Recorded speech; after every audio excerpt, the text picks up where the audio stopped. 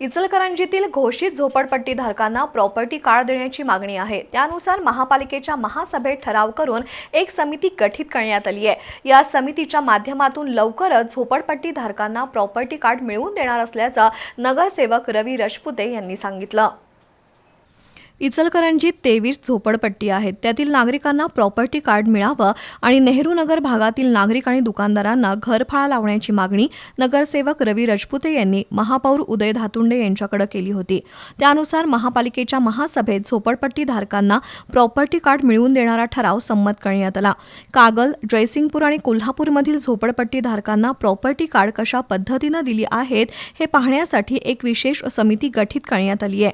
त्यामध्ये महापौर, उपमहापौर, आयुक्त, अतिरिक्त आयुक्त, सहाय्यक संचालक, नगररचनाकार आणि रवी राजपुते, सभागृह नेते विठ्ठल चोपडे, विरोधी पक्षनेते उदयसिंह पाटील यांचा समावेश आहे।